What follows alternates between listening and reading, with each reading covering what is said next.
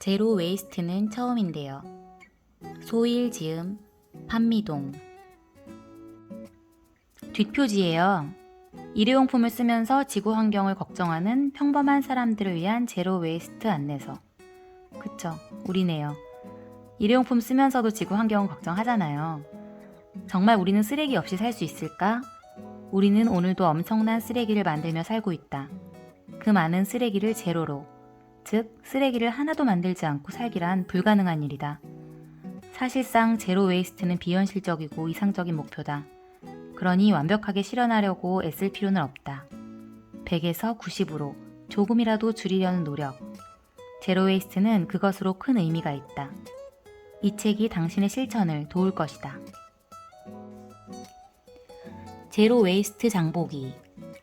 다른 건 없다. 그저 쓰레기 없는 삶을 살고자 할 뿐이다. 물론 처음부터 쉬운 것은 아니었다. 처음 주머니를 쓰기 시작했을 땐 왜 비닐봉지를 안 쓰냐는 질문에 장을 볼 때마다 구구절절 설명해야만 했다. 요즘은 한결 편해져서 비닐봉지만 사용해도 척하면 착 이해해 주신다. 손수건 2장으로 만든 주머니는 가볍고 휴대하기 좋아서 가방이나 겉옷에 넣어두고 여러 용도로 활용하고 있다. 자수를 연습하던 손수건으로 손수건 주머니를 만들었더니 보는 분마다 칭찬까지 해주시는 제로 웨이스트 효자 아이템이 되었다. 이 시대의 제로 웨이스트라니 너무 높은 목표 아닐까? 이런 고민을 하던 시절도 있었다. 그러나 내가 할 수 있는 만큼만 즐겁게 하자는 마음으로 실천하다 보니 점점 만들어내는 쓰레기가 줄어서 이제는 정말 손에 꼽을 정도가 되었다. 그 묘미가 제법 쏠쏠하다. 장보기 실천 팁. 장을 볼 때 비닐봉지, 포장재 쓰레기를 만들지 않으려면 준비물이 필요하다. 장바구니. 일회용 비닐봉지 사용을 줄일 수 있는 다회용 장바구니는 다양한 디자인과 기능이 있으니 마음에 드는 제품으로 골라 사용하면 된다. 가볍고 접어 보관하기 좋으면 활용도가 높다. 주머니. 프로듀스백이라 불리는 주머니는 제로 웨이스트 장보기에 적절하다.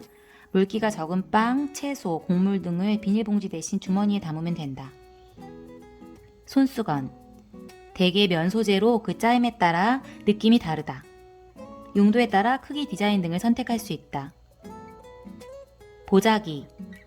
손수건보다는 크기가 좀 더 크고 소재의 종류도 더 다양하다.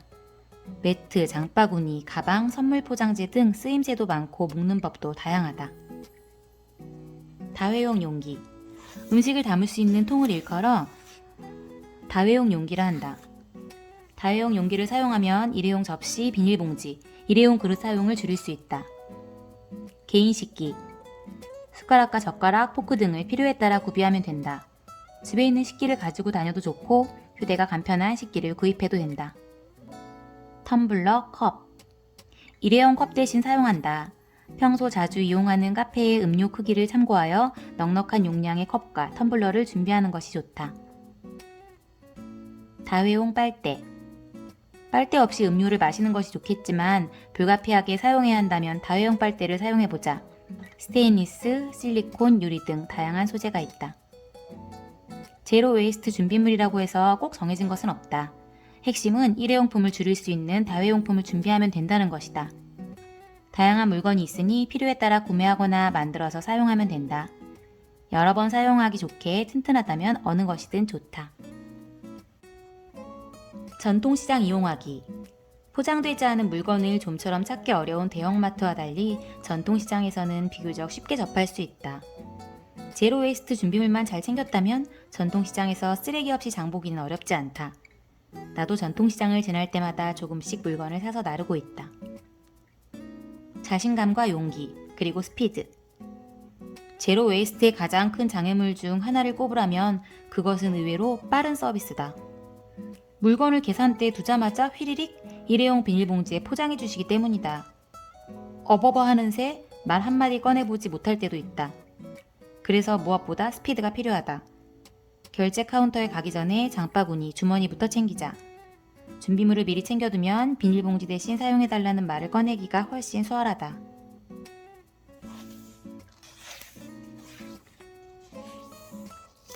환경 문제에 지속적인 관심 가지기. 환경 문제가 점점 대두되면서 그에 관한 기사가 매일 쏟아져 나온다. 사람마다 관심을 가지는 세부 분야야 다르겠지만 어떤 환경 문제를 어떻게 해결하고 있는지에 대해서는 관심을 가지는 것이 중요하다. 제로 웨이스트 실천 원칙을 세우는 기초가 되기도 하고 서명 운동 등을 하며 적극적인 방식으로 실천을 확장시킬 수 있기 때문이다.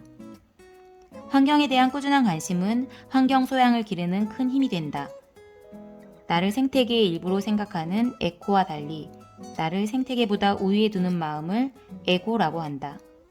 환경의 한 부분으로 나를 생각하고 생태계 곳곳과 내가 이어져 공존한다고 믿는 에코의 상태가 비로소 환경 소양을 갖춘 마음이 아닐까 생각한다.